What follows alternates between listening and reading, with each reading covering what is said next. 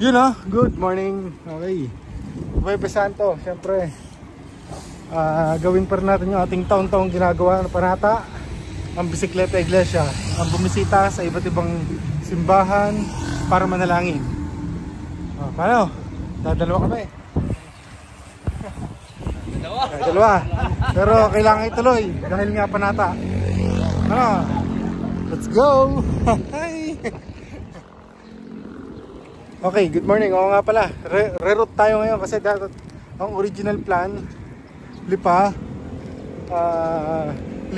mga simbahan sa Lipa. Ngayon dahil dadalawa kami at sobrang init din naman, dito na lang kami sa parting Santa Rosa, San Pedro, Binyan, Kabuyaw, tsaka yung huli natin ay yung San Vicente Ferrer dito sa Mamati. Let's go. Okay, dito daan natin sa Greenfield, Eton, kasi unahin natin ang Don Bosco Church dyan sa may Santa Rosa. Sama natin sa Parang Jordan. Dalawa kami. Okay, papunta dun sa unang simbahan namin pupuntahan. Ayan, yung St. John Bosco Parish. Dito yan sa may parting Laguna Technopark. Tapos dun sa pangalawang kakanan tayo dyan. Ito kasi pakalapis tayo susunod dun sa nilabasan ng van.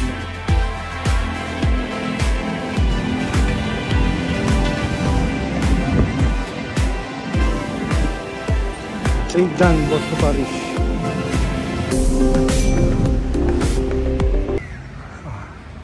Ito ang unang simbahan ng St. John Bosco Parish Church. Dito lang yan sa may Santa Rosa pa yata sakop nito.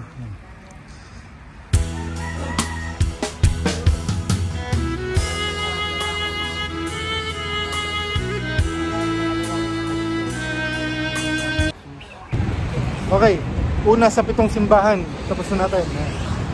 Papunta na tayo sa pangalawang simbahan. Ang sabi ni Parang Jordan ay yung simbahan mismo sa bayan ng San Pedro. Let's go!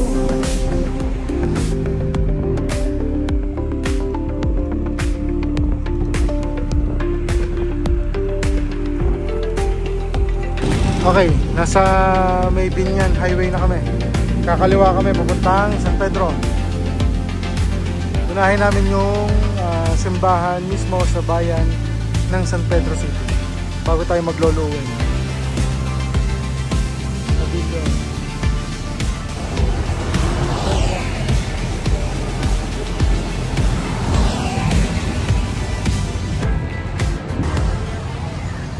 Pangalawang simbahan ang San Pedro Apostol Parish Church.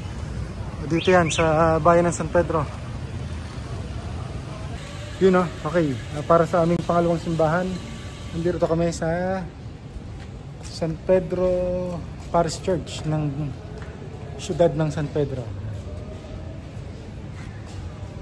Dito namin yung third and fourth station. Let's go. Sa labid ko pala.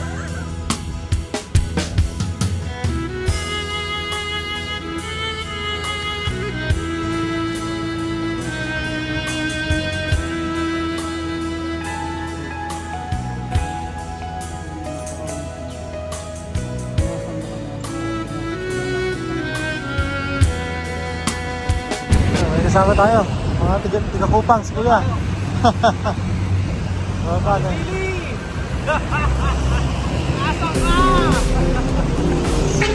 Pwede ko?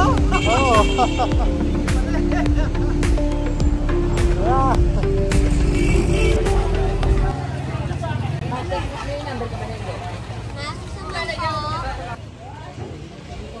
Okay, pangatlong simbahan ang Santo Sepulcro Church o yung Lolo Uweng. Dito kami mag 5 and 6 Station of the Cross. Ito yan sa gilid. Madami ng tao kasi talagang pinupuntahan to ng mga deboto lalo na ngayong mahal ng araw.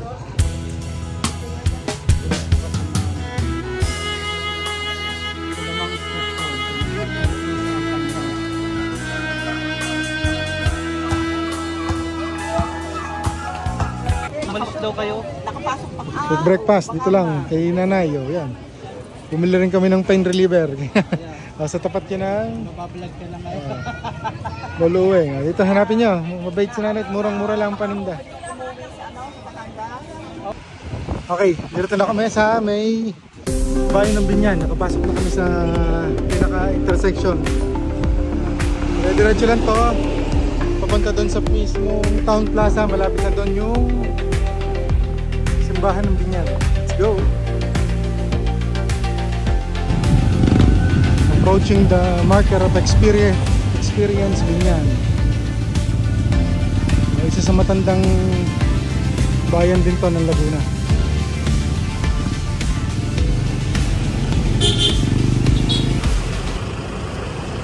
Simbahan ng Binyan City, San Isidro Labrador Parish Church.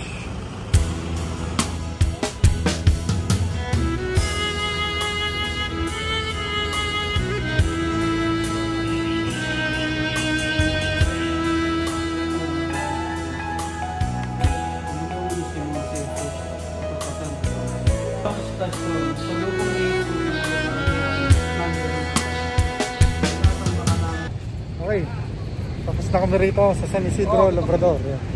Napunta na kami sa Santa Rosa de Lima Church. Shout out po, shout out. Ayun, no? Let's go. Bayan ng Binyan.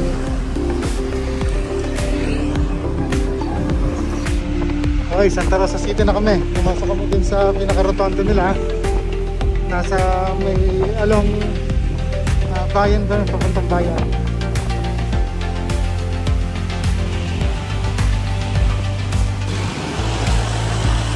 Yan, Santa Rosa Art.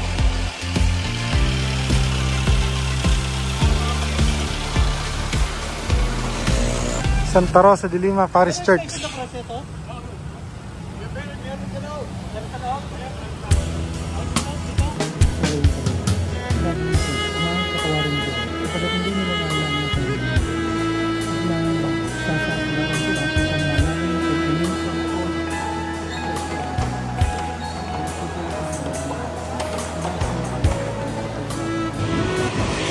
Barangay Dita, approaching papunta ng bayan ng Kabuyao para sa St. Polycarp Parish.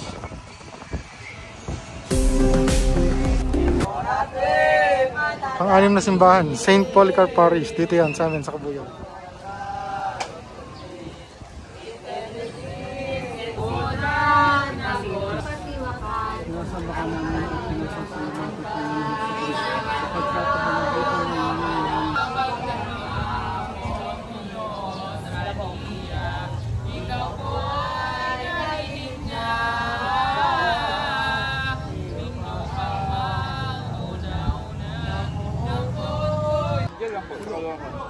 Yan, salamat, Tian Jun.